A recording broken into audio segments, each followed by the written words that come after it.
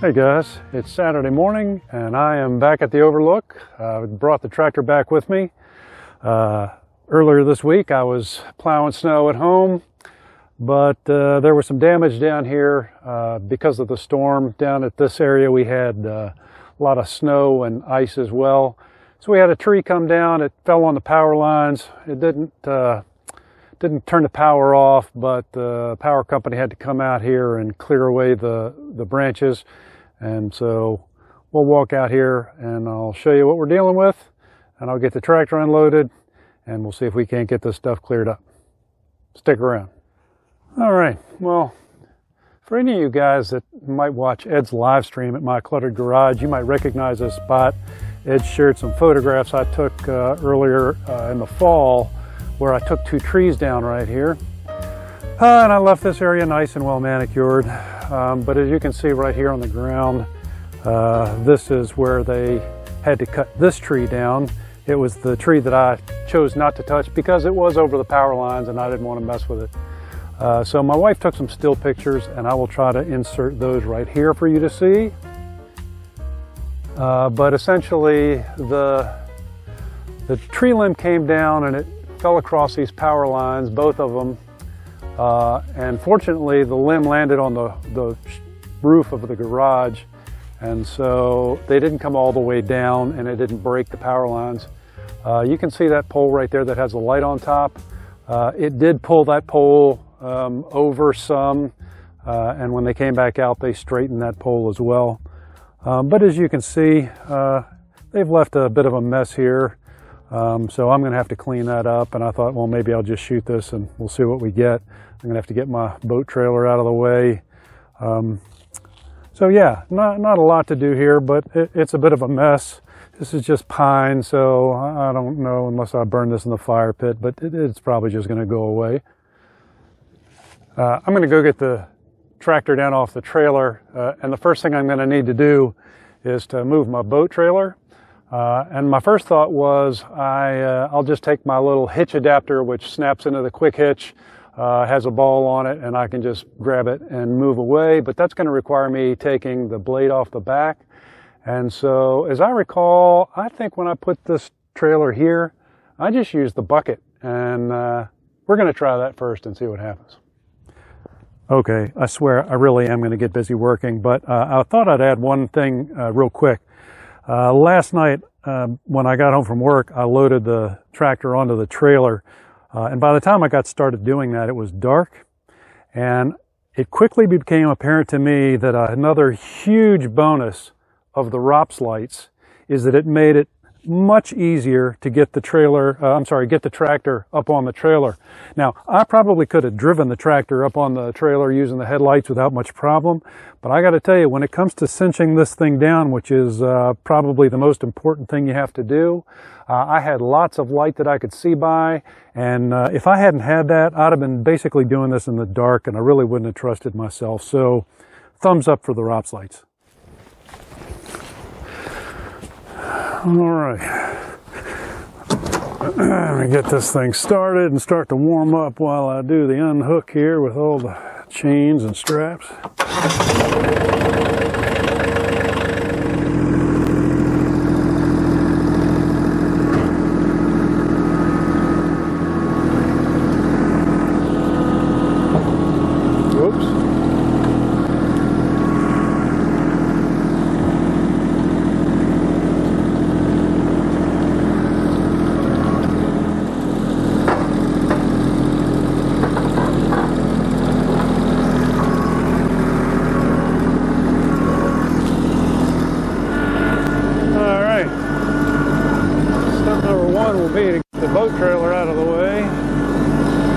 I'm going to do this with a bucket. I have an attachment I can put on the 3-point, but this strikes me as a much quicker way to do it.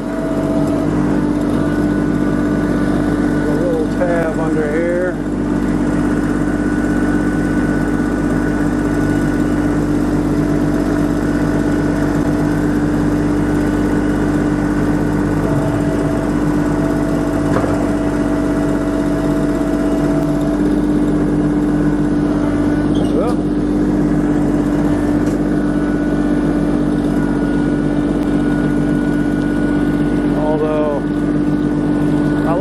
spastic, I think, doing this. This is backwards from what I'm used to doing, as far as which way you steer to make the trailer go. That's right. Driving like a drunken sailor. Okay, so I got the tractor out here, and I've got the chainsaw, and my plan is to clean up some of the brushy stuff, and then I'll probably use the forks to move the bigger pieces of wood. So I'm going to get out my little Stihl MS210. I've had it for 20 plus years. It's a great little saw. Certainly not as beefy as some of the ones I see on these other channels. And now I'm going to give you fair warning. I am not going to have on chaps because I don't own any, and I'm not making a sarcastic safety Sally message. I know I ought to have them, but I rarely use this chainsaw, and so I just haven't done it yet. In fact, it wasn't really until I started watching YouTube that I thought, you know, maybe that's a good idea. So I am going to get them, but they're not going to be in this video. I do have hearing protection, I do have eye protection, and I'm just going to be careful. And if you're watching this video, I'm telling you right now, that means I didn't cut my leg off, because if I had, this wouldn't be uploaded. So I think you're safe to follow along. But again, I know I should have them, and I don't. Okay, my plan is to cut this stuff in fairly long lengths and then stack it kind of parallel so that I can get the forks underneath there. So let's see if Old Faithful here is going to go.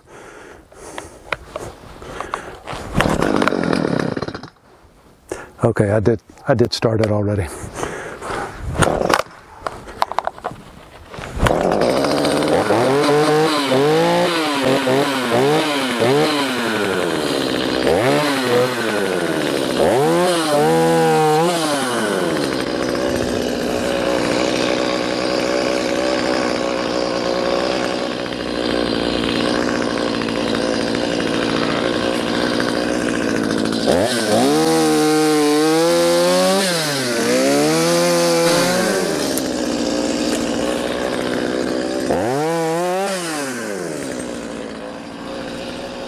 As you watch this video, it will likely come as no surprise to anyone that I am not a chainsaw expert.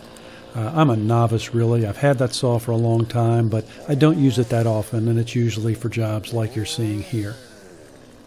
I watch a lot of YouTube, though, like I imagine a lot of you guys do, and I came across something that I had never even heard of before, which was the idea that between cuts, like right now when I'm pulling these branches away, I should be engaging the chain brake. Now, that was something I had never heard of, and if you've watched, you probably haven't seen me do that in this video. I will say that later on, it occurs to me that I haven't been doing it, and I do start using the chain brake. But that was a fairly new concept, and in some of the videos I've seen in the comments, there has been pretty heated debate. So I would be interested to know what you guys think. Do you use the chain brake when you're between cuts, if you're moving around at all, or not? You might throw that down in the comments, because I'd like to hear what you have to say. Only last thing I'll add to that is you will notice that when I'm moving those limbs around, I'm holding the saw by the handle and on top, and my hand is not down where that trigger is. So I think that minimizes the likelihood that I might engage the saw by mistake. But I think probably the idea of using that chain brake is not a bad idea. What do you think?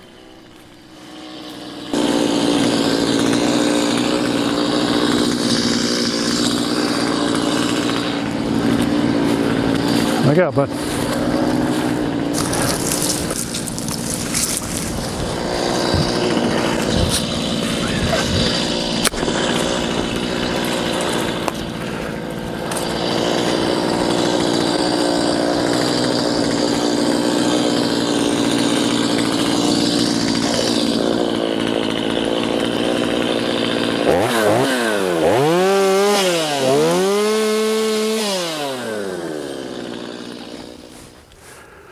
Okay, I have a bunch of the small stuff intermixed with the big logs. So what I think I'm going to do is go ahead and switch the bucket out and put the forks on.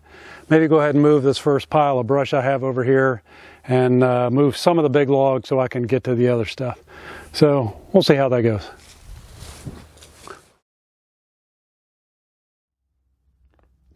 Sometimes when I'm down here working on projects and I look around at all the things that I haven't gotten to yet, and things that need to be taken care of, painting and repairs, you know, you scratch your head and go, is this really worth it? And then I come down here and I stand out on this pier and I look around and I don't have to think about it very long. Yeah, I think it's worth it.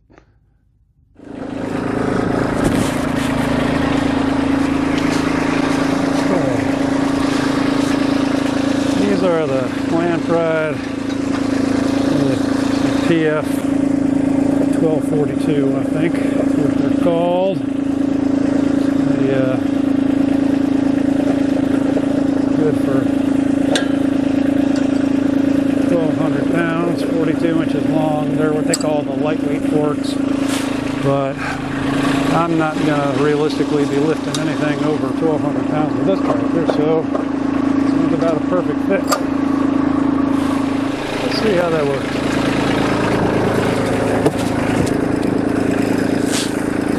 I don't know about you guys, but I sometimes have a difficult time determining when my forks are level on the ground, because the level indicator that works for the bucket is nowhere close to being right when you're using the pallet forks.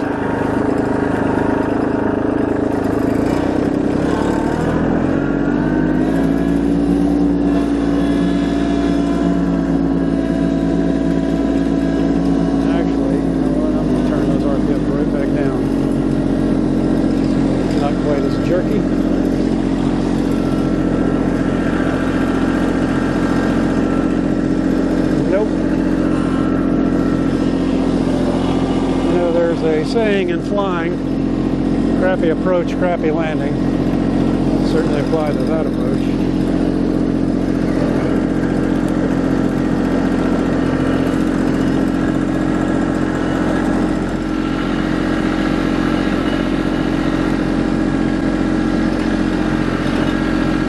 Trying not to dig into the ground too much.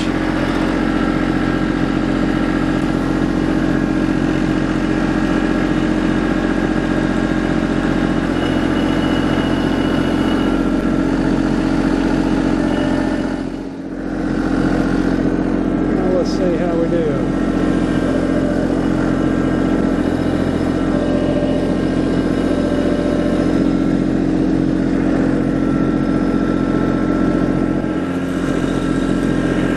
You know, I have these big piles of stuff here beside the fence because I really don't have any good place to put it. And it costs a fair amount to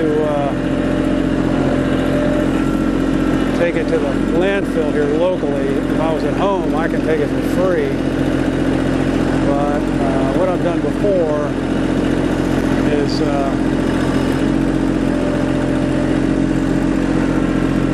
just hire a dumpster and bring it here, because I've got enough stuff that it's probably worth my while.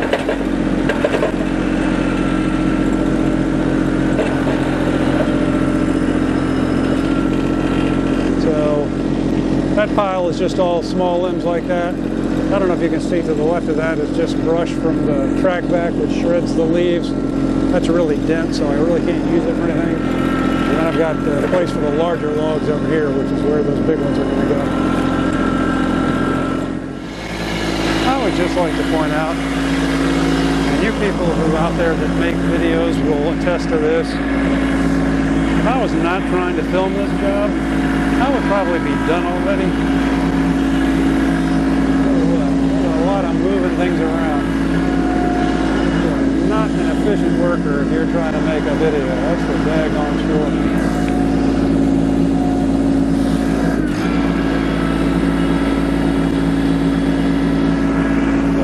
Snap that seat belt before I lift, just for safety's sake.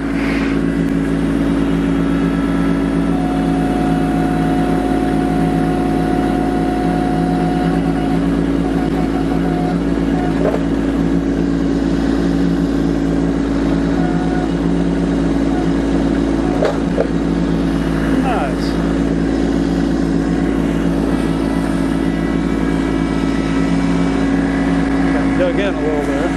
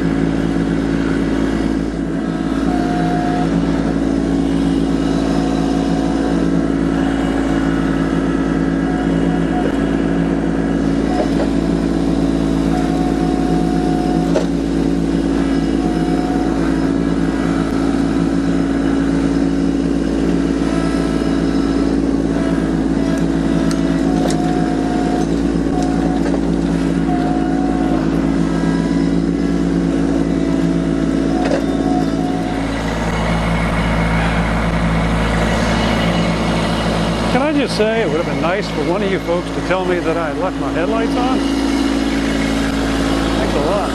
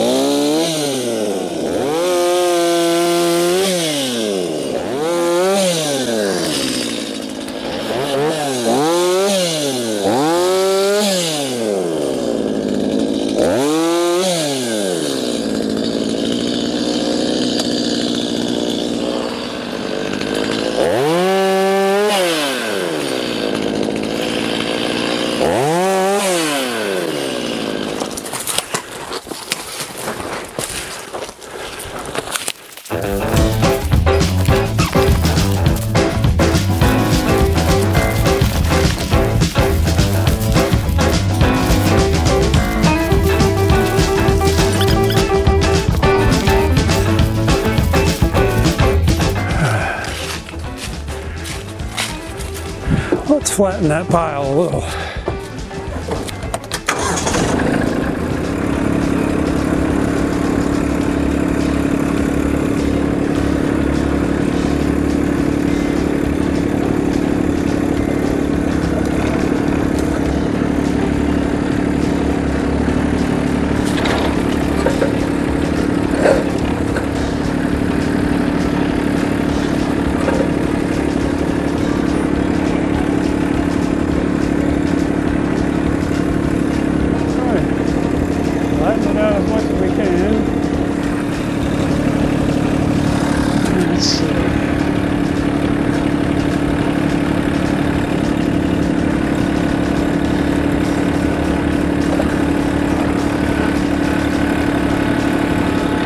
Digging into the ground here, but that's the price of doing business, I think. Alright, got load right there.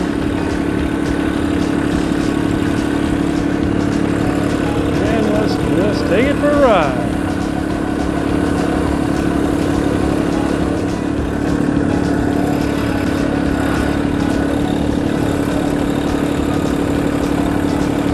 To be real honest with you, don't do too well taking the forks off. I get them on okay, but I tend to just put these things in the dirt.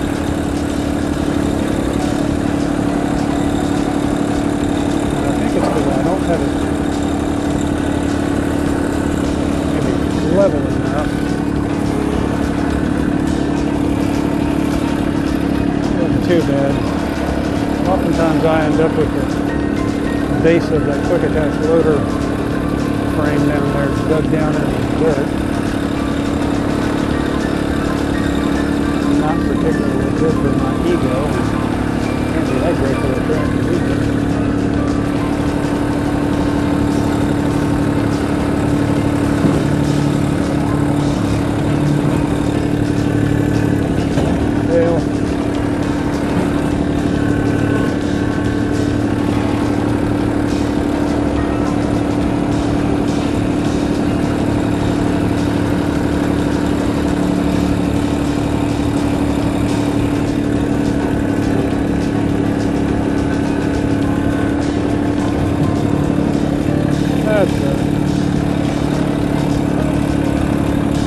That's right.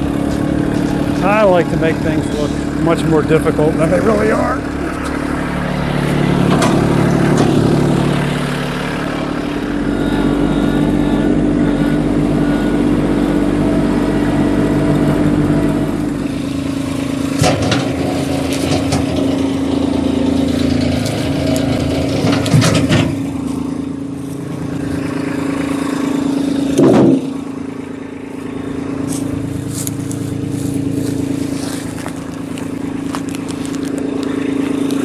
Where the tree split.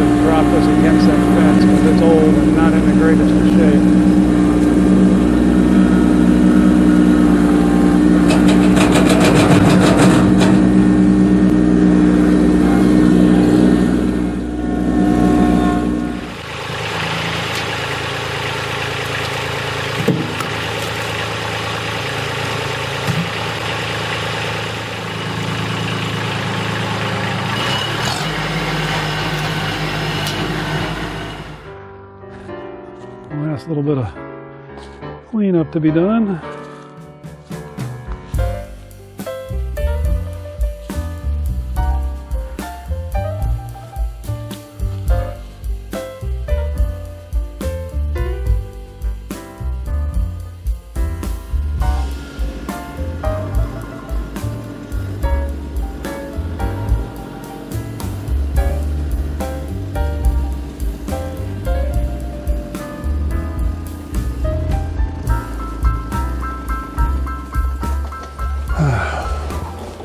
Well, I guess that's about it. There's a few bits of brush over here still to be cleaned up, but I'm not a big fan of the rake. That's why I have kids. So we'll see about getting somebody out here to do that. Actually, I need to run my track back out here and clean up all these leaves anyway, and most of that small brush is going to get picked up. So anyway, not a terribly exciting project, I know, but yeah, it was fun. Got to use the chainsaw, the tractor with the bucket and the forks. Yeah, nice way to spend a Saturday afternoon. As always, I appreciate you being here, and I hope we see you next time.